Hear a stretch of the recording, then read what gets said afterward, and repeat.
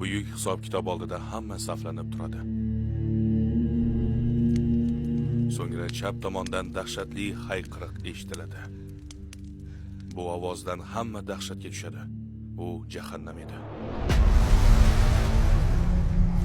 Do'zax bor g'azabi bilan paydo bo'lib, hamma yoqni kuydiradi. Chunki uning oldida son-sanoqsiz zulm va dahshatli gunohlar qilgan odamlar turibdi. Ular Allohni va payg'ambarlarni rad etib, mu'minlarga zulm qilgan, minglab begunohlarni o'ldirgan. Ularning yuzlari dahshatdan qotib qoladi. O'ng tomonda esa jannat o'zining barcha go'zalliklari bilan paydo bo'ladi. Allohga iymon keltirib, payg'ambarlarga quloq solganlar uni kutib turishibdi. O'z hisob-kitobingiz yo'lida dahshatli bir manzarani ko'rasiz. Dunyoda bir qo'y boshqa homilador qo'yni shoxi bilan suzib, homilasi yo'qolishiga sabab bo'lgan edi. Qiyomat kunida qasos olinishi uchun bu ikki qo'y yuzma-yuz keltirilib, mazlum qo'yga zolim qo'yning shoxi olib beriladi. Ana shu vaqtda ahamiyatsiz deb o'ylagan kichik gunohlaringiz ham keltirilishini tushunib olasiz. Zarracha yaxshilik qilgan ham uni ko'radi, zarracha yomonlik qilgan ham uni ko'radi. Hammaga amal kitobi beriladi. Jannat kishilariga uni o'ng tomonidan, jahannam kishilariga esa chap tomonidan yoki orqasidan beriladi. Kitobi o'ng tomondan berilganlar ashobul yamin, ya'ni o'ng tomon kishilari deyiladi. Kitobi chap tomondan berilganlar esa ashobul shimal, ya'ni chap tomon kishilari deyiladi. Va kitob qo'yiladi, bas jinoyatchilarni undagi narsadan qo'rqqan hollarida ko'rasan.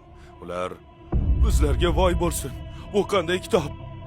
Kichikni ham kattani ham hech qo'ymay hisob qiladi-ya, deydilar va qilgan amallarini hozir holda topdilar.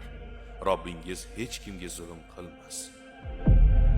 Qaniydi o'sha shaytonning gapiga kirmaganimda. Iltimos, meni kechiringlar. Yana bir imkon bering. Qaniydi o'z nafsimga ergashmaganimda. Qaniydi tuproqqa aylanib ketsa. Jannat ahliga kelsak, ular amallar kitobini olganlarida Qur'on ularni shunday ta'riflaydi. Bas kimning kitobi o'ng tarafdan berilsa, u mana mening kitobimni o'qib ko'ringlar. Albatta men hisob kitobimga yo'liqishimga ishonardim, deydi. Shunday qilib u rohatda bo'ladi. Mana shunday dahshatli kunda taskin va quvonch topish haromdan tiyilishga arzimaydimi? Shuncha dahshatga qaramay, o'sha kuni odamdan so'raladigan narsa aslida juda oddiy. Abadiy oxirat hayoti bilan solishtirganda deyarli hech narsa bo'lmagan bu qisqa hayotni haromlardan uzoqda yashab o'tish. Axir kim umrini haromda o'tkazsa, chinakam quvonchni tatib ko'ra olmaydi. Alloh iymonsizlarga aytadi: Yer yuzida qancha muddat bo'ldingiz? Ular bir kun yoki yarim kun bo'ldik deyishadi. Sanab turguvchi farishtalaringdan so'ra deyishadi. U agar bilsangiz bu dunyoda juda oz muddat turdingiz xolos deydi. Ana o'shalar oxirat evaziga dunyo hayotini sotib olganlardir. Bas ulardan azob yengillashtirilmaydi va ularga yordam ham berilmaydi. Endi iymon keltirishni tark etganlar, ular jahannamga uloqtiriladi va qaytib chiqarilmaydi. Qilgan jinoyatlarning darajasiga qarab beriladigan jazolar ham qattiq bo'ladi.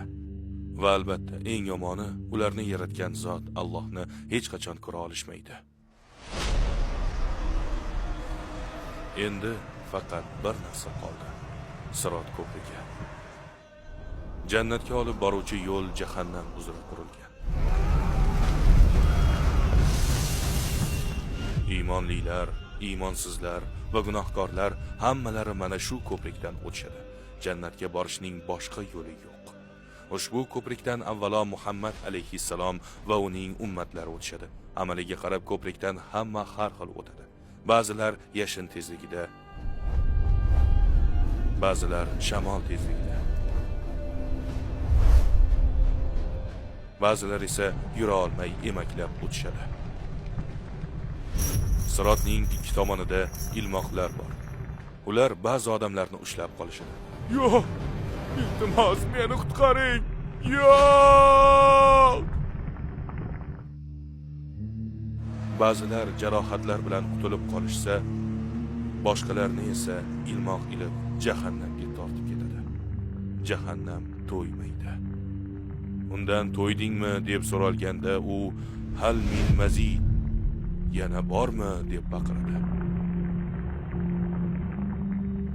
barcha dahshati bilan jahannam oyoq ostida turibdi. Ko'zlarimizni qamashtirmoqda.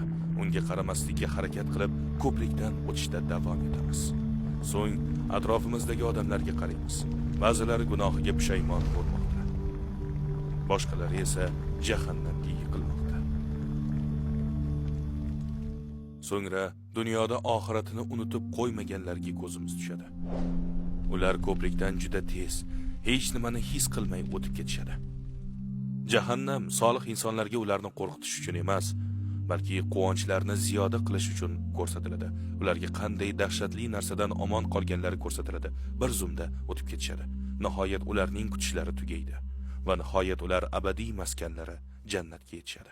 Mana shunday ishlar bo'layotganda bir kishi qattiq pushaymon bilan iltijo qiladi. U butun hayoti davomida ummatlari uchun qayg'urib duo qilgan edi. U Muhammad alayhissalomdir.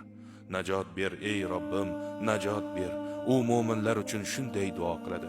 U kunda bizning tashvishimiz hisob-kitob bo'lsa, uning tashvishi ummatini mana shu holatda ko'rish bo'ladi.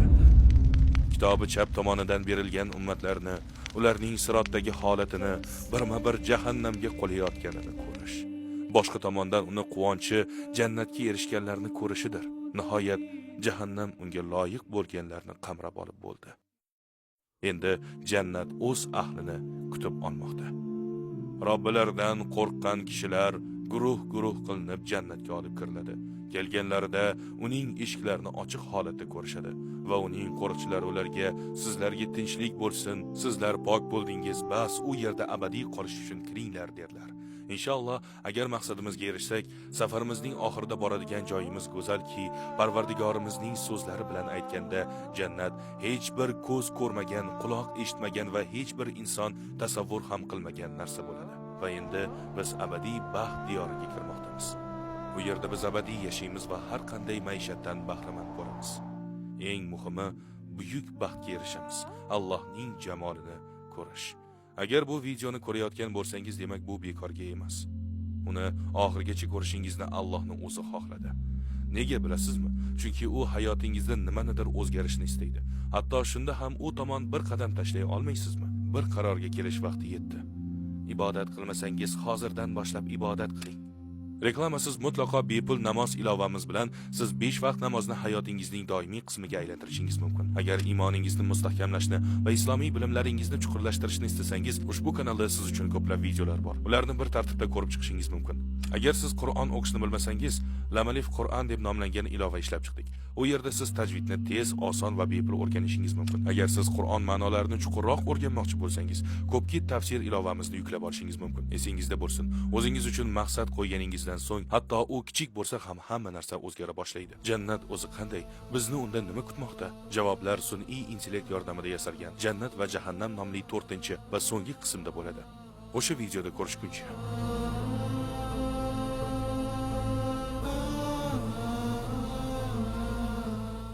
Biror nimani payqadingizmi? Bu video davomida reklama ko'rmadingiz. Towards Eternity notijorat tashkilot bo'lgani uchun ushbu videolarni sizning yordamingiz bilangina ishlab chiqara olamiz. Solih amalga sherik bo'lishni istasangiz, loyihamizni qo'llab-quvvatlash imkonini qo'ldan boy bermang.